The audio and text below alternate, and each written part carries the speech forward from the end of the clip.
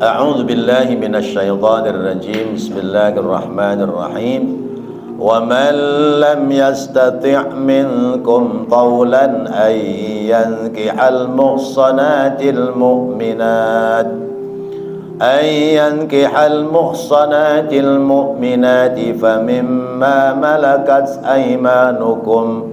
فمما ملكت أيمانكم من فتياتكم المؤمنات والله أعلم بإيمانكم بعضكم من بعض فانكحوهن بإذن أهلهن وآتوهن أجورهن بالمعروف محصنات غير مسافحات ولا متخذات أخدان فإذا أحصن فإن أتين بفاحشة فعليهن نصف ما على المحصنات من العذاب ذلك لمن خشي العنة منكم وأن تصبروا خير لكم والله غفور رحيم. Ayatnya agak panjang. Baik Bapak dan Ibu yang dirahmati Allah, yang lalu bagi orang-orang yang masih punya kemampuan untuk menikah, maka sebaiknya menikah.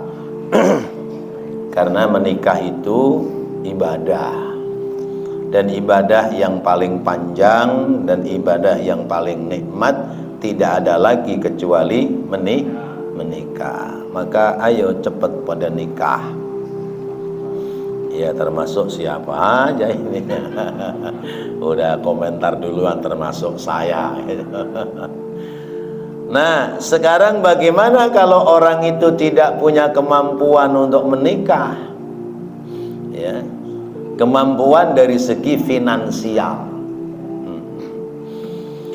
Kalau tidak punya kemampuan dari segi finansial pada zaman dahulu, ini khususnya di zaman awal-awal Islam, faman lam yastati' minkum taulan ayyan kihal muhsanatil mu'minat famimma malakat aymanukum min fatayatikumul mu'minat.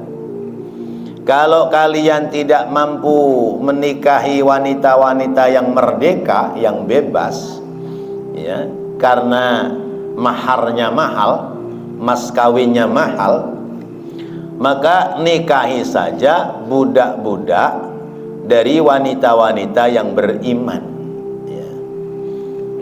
Sebab zaman awal Islam itu budak-budak itu masih banyak, ya, budak itu masih banyak. Maka tentu menikahi wanita merdeka dengan menikahi wanita budak, nilainya, harganya pasti akan sama apa beda? Beda. Murahan tuh, udah tahu nih, murahan budak.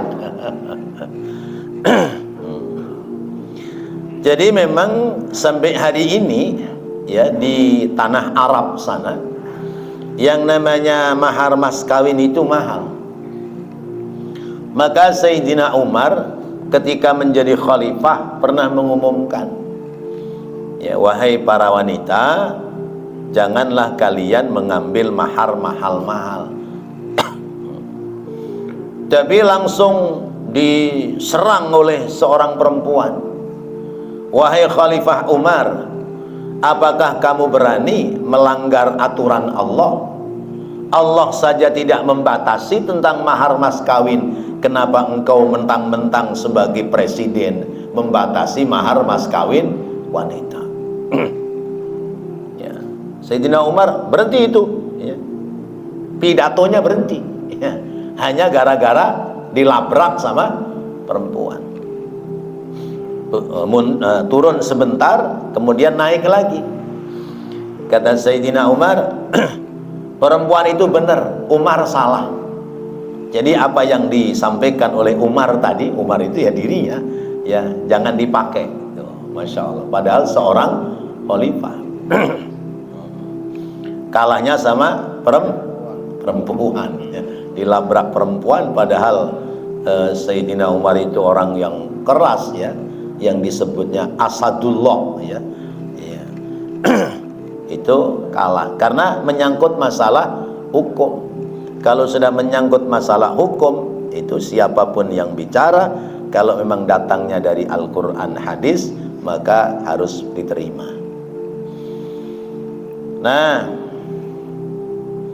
zaman dulu bahwa Islam itu tidak melegalkan perbudakan, maka bagi pemuda-pemuda yang tidak punya cukup biaya untuk membayar mahar mas kawin terhadap wanita yang merdeka, mereka boleh menikahi wanita-wanita budak. Tapi ada 3 syarat di ayat ini. Minimal ada 3 syarat. Yang pertama, ya, karena lam yastati' minkum taulan, kalian tidak mampu mengeluarkan biaya untuk pernikahan. Untuk nikah itu nggak mampu biayanya ya. Akad nikah itu tanpa biaya bisa, tapi proses pernikahan sampai resepsi ada nggak biaya? Wadah, besar lagi biayanya ya. Iya. 20 juta cukup nggak Bu buat nikah? Nggak cukup ya. Ya cukup nggak cukup dah tuh ya. Rias pengantin 5 juta, tenda 10 juta ya. Tenda 10 juta mah kecil iya, di gang doang itu ya. Nah, terus tinggal 5 juta buat apaan deh tuh? Cetak undangan ya. Nah, pesan makanannya dari mana tuh duit? Ya. Makanya anak laki datang kelamar bawa mu'natut tazwid, uang belanja 20 juta, itu pihak perempuan masih bingung nih, nambahinya dari mana ini? Ya.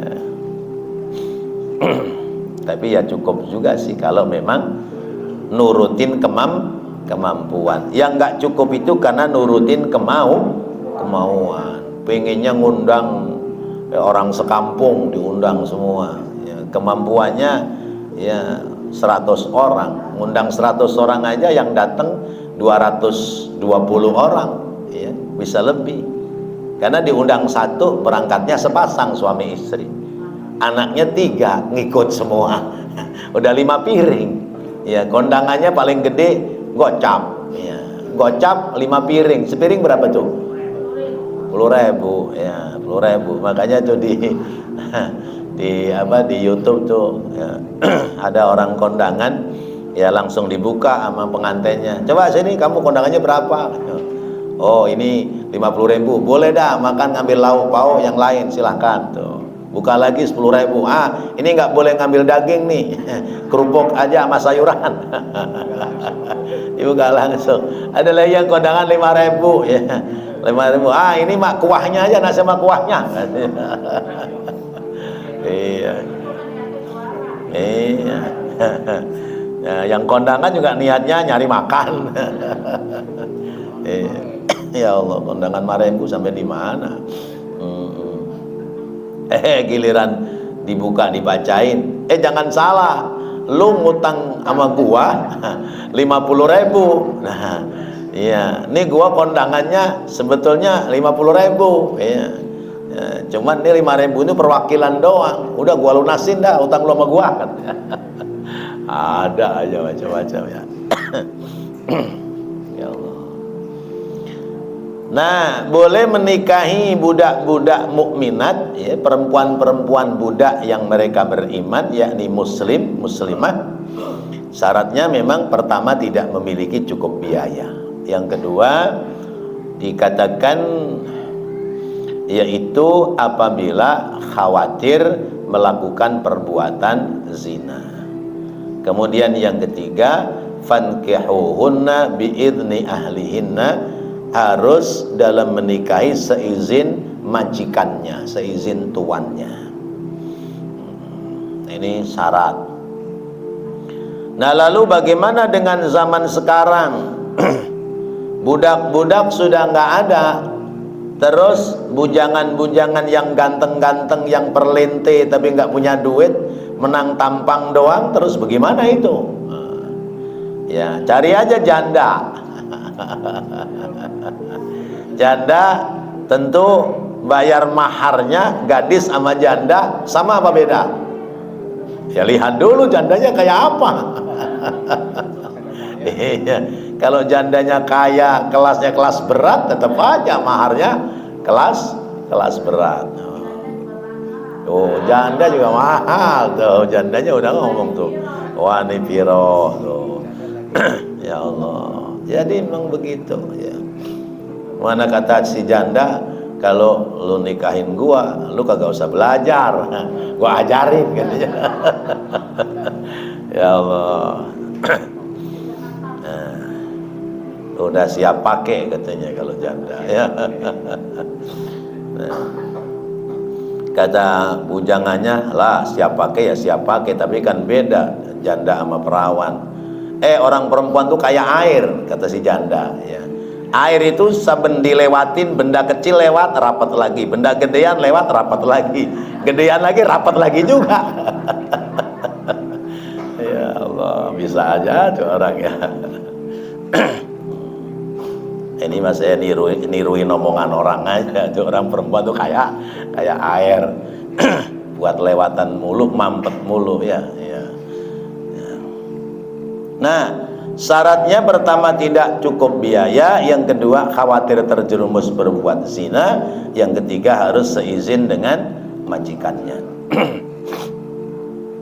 Yaqulullahu ta'ala wa man lam yastati' minkum taulan ay sa'atan wa qudratan. Siapa yang tidak mampu, yaitu sa'atan wa qudratan ya, biayanya dan kesempatannya, ayyan kihal muhsanatil mu'minat ay al-haraira al-afaifa, yaitu wanita merdeka yang mereka itu terhormat ya. Qala Rubai'ah at-tulul hawa, yakni yankihul amata idza kana hawahu fiha, rawahu Ibnu Abi Hatim wa Ibnu Jarir. Jadi wa man lam yastati' minkum taulan ayyan kihal muhsanat, siapa yang tidak mampu menikahi wanita-wanita merdeka yang mereka itu bermartabat atau terhormat ya. Kata Imam Rubai'ah ya, at-tulul hawa ya, yakni ayyan kihal amata idza kana hawahu fiha. Orang ini punya syahwat tinggi tapi kemampuan untuk menikah nggak ada. Kalau tidak segera menikah, dia bisa melakukan perbuatan zina. Maka nikahi budak-budak yang dia itu ada kemampuan, ada keinginan untuk menikahinya.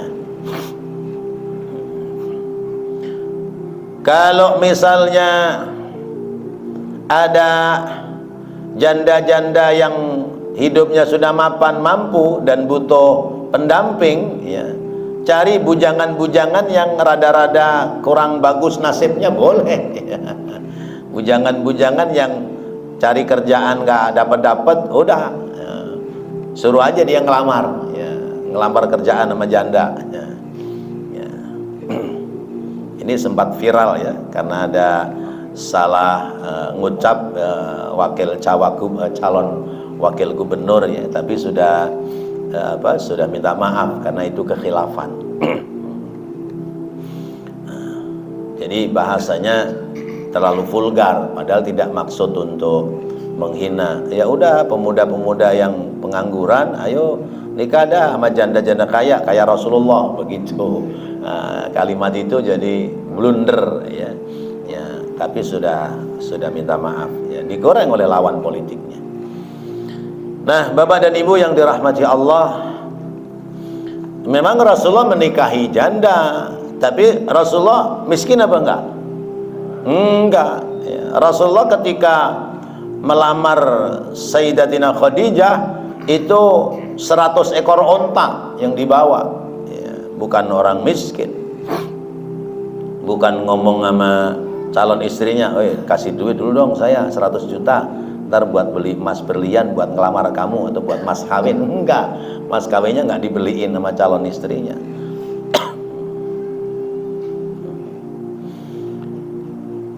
Nah, ini ayat menunjukkan kepada kita betapa pentingnya orang itu menyalurkan syahwat, ya. Sebab kalau syahwat tidak tersalurkan, bahayanya bisa kemana-mana, ya. Orang akan mencari kesibukan, sebab tidak tersalurkan syahwat, bisa saja ke klub-klub malam, ya. Ke klub-klub malam, ke diskotik, menghabiskan waktu di situ.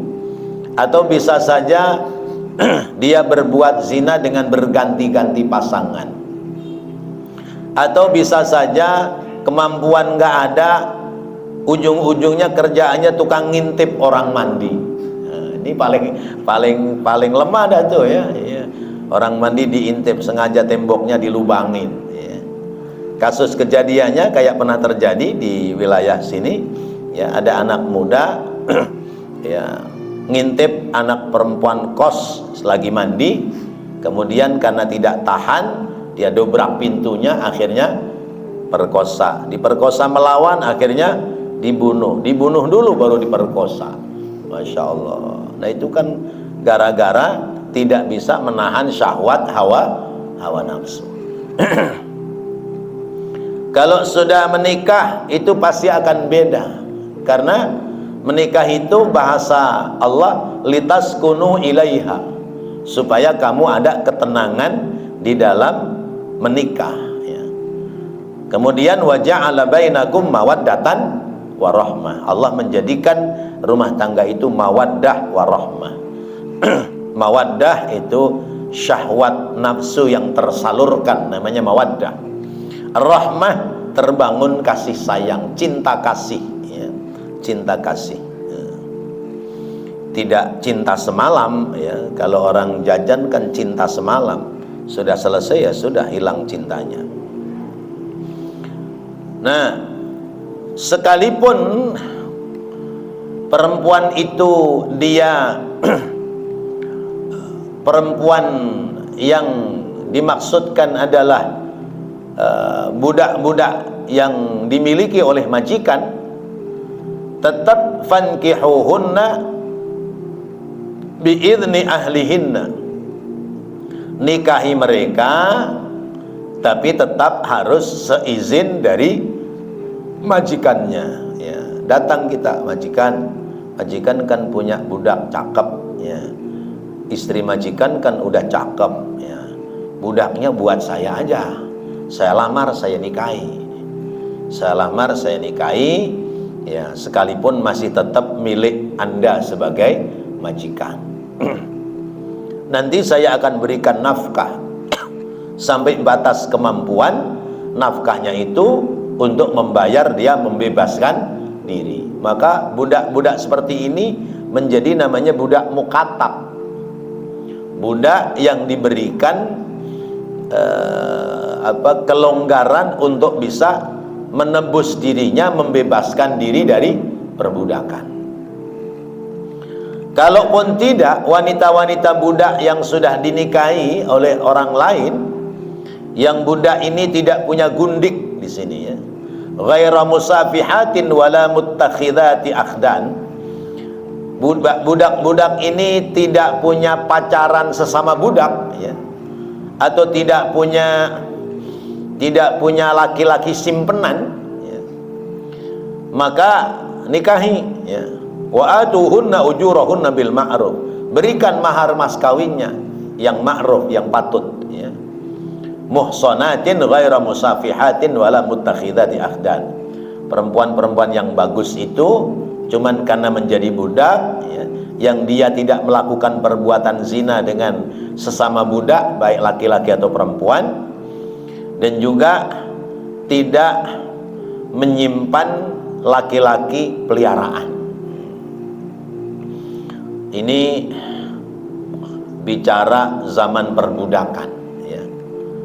Orang-orang barat, orang-orang Eropa itu memperbudakkan, memperjualbelikan budak-budak dari Afrika, ya.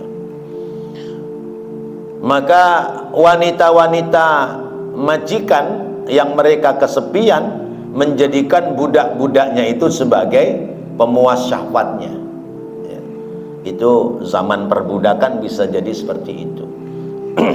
Atau mungkin di zaman jahiliyah sebelum Islam, maka budak-budak itu kemudian dijadikan sebagai pemuas nafsu, ya.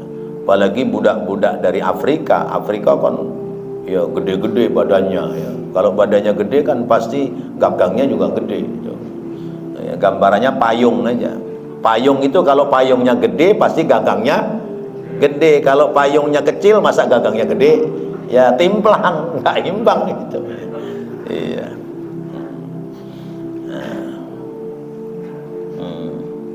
Ya taunya cuman sebatas itu sih, nggak tahu yang lain, ya. Jadi boleh faida uhsinna, ya, maka apabila mereka telah memelihara diri dengan pernikahan, berarti sudah bisa dijadikan sebagai pedoman mar'atun solihah, istri yang solihah, sekalipun dia berangkat dari seorang budak. Cuman kadang persoalannya ada di kitab lain diterangkan begini. Ada seorang anak memukul bapaknya, ya. Jadi anak ini mukul bapaknya, ya. Lalu dilaporkan kepada Rasulullah, ya. Ya Rasulullah, saya punya anak ini kurang ajar, ya. Dia mukul saya, ya, seenaknya. Dipanggil anaknya, apa benar nak kamu mukul bapakmu? Iya, karena memberlakukan saya layaknya seperti ibu saya seorang budak. Bapak saya memungut perempuan budak, menggauli ibu saya, lahir saya.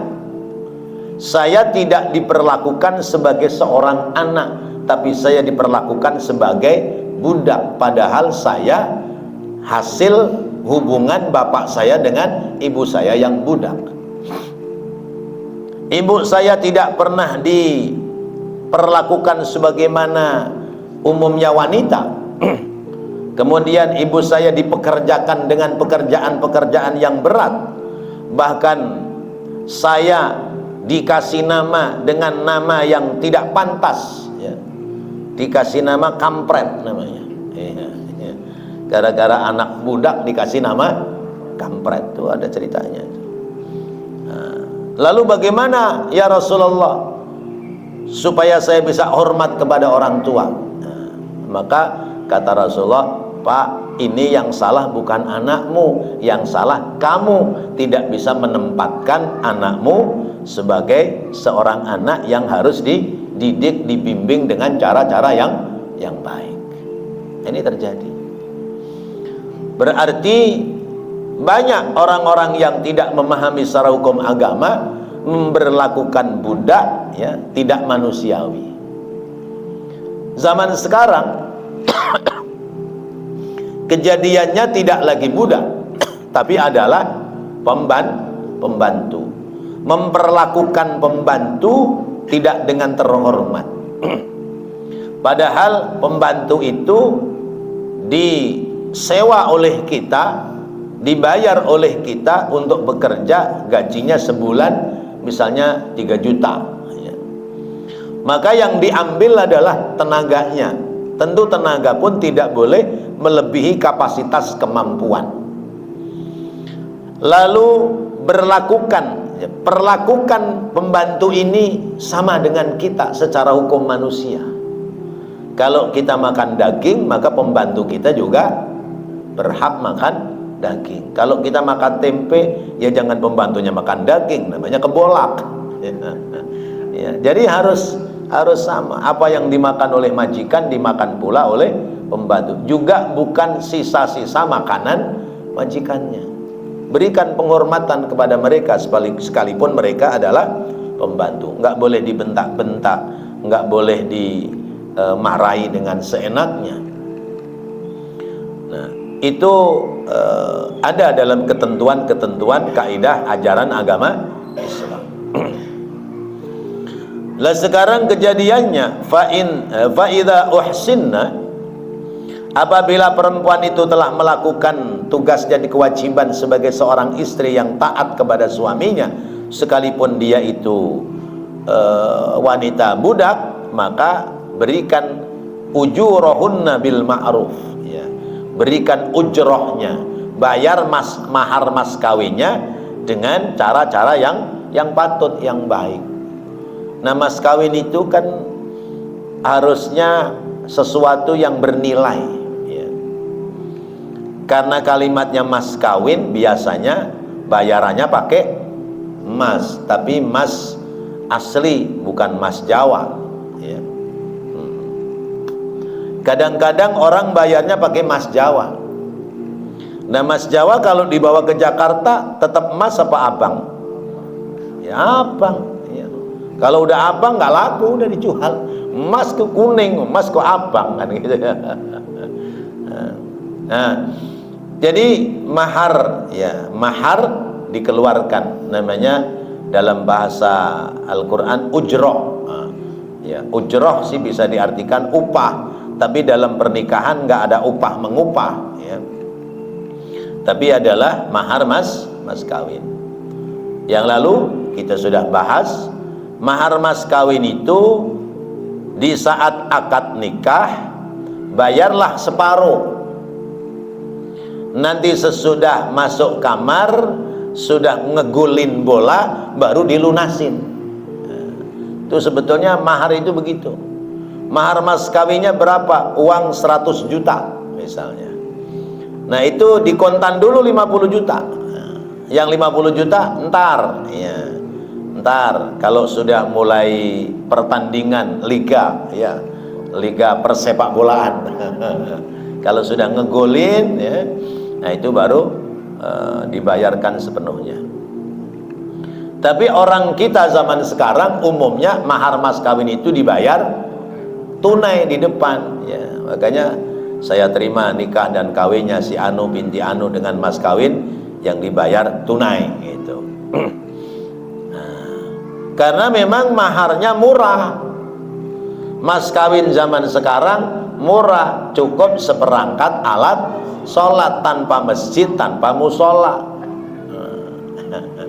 Padahal seperangkat alat sholat itu harusnya ada masjidnya. Nah, kalau sejadahnya ada, masjidnya nggak ada, mau sholat di mana? Nah, maka seperangkat alat sholat itu, ya, berikut masjidnya. Seperangkat alat sholat, sejadah, berapa duit sejadah? 50.000, ya, yang cakepan dikit aja cepet dah, ya. Mau kena berapa mau kena? 200, ya. Yang bagus, yang sedang 200, ya. Sejadah sama mukna 200.000, sama Quran 20.000, ya. Udah, ya. Begitu selesai nikah, rapi nikah, bisa nggak itu untuk keperluan kebutuhan kalau mendesak? Muknahnya nggak bisa dijual, sejadahnya nggak bisa dijual. Ya. Padahal yang namanya mahar itu dipersiapkan untuk penjagaan kalau nanti satu saat ada kebutuhan yang sifatnya mendadak itu. Maka mahar itu yang berharga, yang bernilai. Nah, kalau wanita-wanita itu musafihatin wa muttakhidati akhdan, wanita itu dia perilaku zina, atau wanita itu punya peliharaan laki-laki, ya sudah, jangan dipungut itu, jangan diambil itu. Bahkan di ayat yang lain, ya, Allah menyebutkan, ya, az-zani la yankihuhu illa zaniyah waz-zaniyatu la yunkihuha illa zanin aw musyrikin wa hurrima dzalika 'alal mu'minin, kata Allah, ya. Laki-laki pezina jangan menikah kecuali dengan sama-sama perempuan pezina. Perempuan pezina jangan nikah dengan laki-laki baik-baik kecuali sama-sama laki-laki pezina. Wa hurrima dzalika 'alal mu'minin aw musyrikin, atau nikahin aja orang musyrik sekalian. Ya. Wa dzalika wa hurrima dzalika 'alal mu'min, yang begini haram bagi orang mukmin. Ya. Kenapa seperti itu? Laki-laki pezina, perempuan pezina sudah punya pengalaman ya pada perbuatan dengan perempuan lain, dengan laki-laki lain. Maka ketika dinikahkan, kemudian mereka dididik, dibimbing dengan agama yang benar, mereka akan menyadari kekurangannya masing-masing. Nggak bisa saling nyalain. Ya, kamu kan nono, kata suaminya. Oh sama aja, kamu juga dulu begini, sama aja. Jadi nggak bisa saling menyalahi. Tapi kalau laki-laki baik dapatnya perempuan tukang zina, ini bisa bahaya. Misalnya ada orang, ya, saya mau ngambil perempuan dari tempat itu Wandah, itu mau nyari yang cakep, ya. Saya ambil, saya jadikan wanita baik-baik, ya. Saya ingin mengentaskan wanita yang asusila, ya, misalnya. Dia ambil deh tuh, dinikahi. Selama ini suami ekonominya mapan, maka istrinya masih bisa bertahan. Tapi begitu suaminya jatuh miskin, nggak bisa nafkah, ayo kemana itu perempuan? Balik lagi ke tempatnya, mendingan di sono terhibur, bisa ganti-ganti orang, dapat duit lagi. Sama suami sendiri kagak dapat apa-apa, yang ada diomelin mulu, misalnya seperti itu. Nah ini bisa jadi. Tapi kalau laki-laki baik ketemunya perempuan baik, nah itu satu jalur, ya. Maka wa hurrima dzalika 'alal mu'minin, orang mukmin, laki-laki yang beriman yang bagus, maka jangan menikahi perempuan-perempuan yang nakal seperti itu, kecuali perempuan itu jatuh di tempat pelacuran karena sebab misalnya dipaksa atau sebab-sebab yang dimungkinkan dia bisa sembuh, silahkan saja kalau memang mampu dan bisa. Tapi sungguh pun demikian, kalau terjadi cekcok dan selisih, pasti orang laki akan mengatakan, enggak bersyukur lu, enggak terima kasih lu udah gua ambil lu dari sono, ya, udah gua muliakan masih begitu aja. Nah, akan muncul seperti itu. Nah, jadi efek-efek dari hal-hal seperti itu bisa akan terjadi. Maka bagi perempuan-perempuan yang dia melakukan hal-hal yang tidak baik, ya sudahlah, jangan diambil, ya. Karena mengambil perempuan itu untuk mencari nanti keturunan yang baik, yang baik-baik. Nah kalau misalnya terjadi kayak di mana, Madura, ya, istrinya diambil oleh laki-laki lain, ya, lalu kemudian sampai terjadi carok, saling membunuh. Menurut pendapat Bapak gimana? Ya. Kalau kata saya, kalau perempuan diambil laki-laki lain, dia mau, kasih aja udah. Ya. Ngapain dipertahankan? Wong dia mau, ya. Nggak usah pakai dibela-belain sampai saling membunuh. Udah biarin aja. Kalau kamu mau ambil, sudah. Perempuan yang cakep masih banyak, yang akhlaknya bagus masih banyak. Jadi tidak mesti harus kemudian berselisih. Maka nikah itu, rumah tangga itu adalah komitmen bersama, ya, bangunan komitmen bersama, berangkat dari awal sebuah kesepakatan yang kuat, yang kata Allah mitsaqan ghalidha, ya, perjanjian yang kuat antara suami istri dengan Allah. Maka laksanakan apapun yang akan terjadi, sepanjang ya sama-sama bisa menyelesaikan dengan cara-cara yang baik. Nah kalau perempuan itu melakukan fahisyah, perbuatan keji, fa'alaihinna nisfu ma 'alal muhsanati minal adab, ya, karena perempuan itu dari perempuan budak, maka persekusinya, ya, itu nisfu ma 'alal muhsanat, setengah dari apa-apa yang terjadi pada wanita-wanita merdeka. Dzalika liman khasyiyal 'anata minkum, artinya Kalau wanita budak itu sudah diangkat martabatnya tapi dia tetap melakukan hal-hal seperti itu, maka kembalikan saja kepada majikannya. Yang demikian itu bagi orang yang takut kesulitan dalam menata kehidupan rumah tangga. Tapi kalau nggak takut, ya, maka ambil wanita yang bebas, datangi orang tuanya, tanya secara baik-baik, diambil untuk dinikahi. Nah, kemudian urusan lamar-melamar dan mahar mas kawin tentu dibicarakan sesuai dengan kemampuan. Kenapa? Karena keberkahan hidup itu nanti akan nampak ketika sudah terbangun rumah tangga. Wa antasbiru khairul lakum. Tapi kalau kamu sabar lebih baik darimu. Sabar artinya ya sudahlah, sabar aja ngumpulin modal, nggak usah nikahin wanita-wanita budak, nikahi saja wanita-wanita merdeka.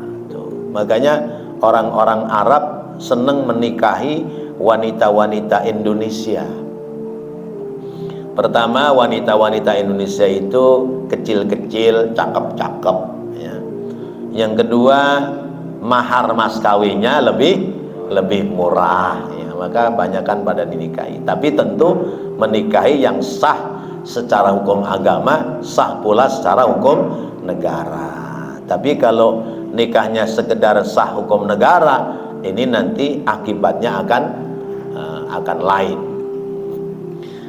Wa antasbiru khairul lakum. Apabila kalian sabar itu lebih baik dari kalian. Wallahu ghafurur rahim. Allah itu zat yang maha pengampun lagi maha penyayang. Bapak dan Ibu yang dirahmati Allah, jadi inilah Al-Quran. Al-Quran itu diantaranya fungsinya adalah meluruskan, ya, kegiatan-kegiatan manusia dalam hidup. Karena dari zaman jahiliyah kepada zaman Islam tentu ada saja perilaku-perilaku umat Islam pada zaman itu masih mengikuti perilaku-perilaku jahiliyah, maka dibimbing lewat Al-Quran. Tapi ternyata Al-Quran itu tidak pernah tertinggal sepanjang zaman. Maka orang-orang yang hidup zaman ini, bagi laki-laki yang memperlakukan perempuannya dengan cara-cara yang tidak baik, maka tetap akan dapat sanksi dari Allah Subhanahu wa ta'ala. Maka jadilah suami yang bertanggung jawab dalam rumah tangga. Kalau kalian perempuan, jadilah istri yang taat kepada suaminya. Wallahu a'lam bissawab. Mudah-mudahan menjadi ilmu yang bermanfaat.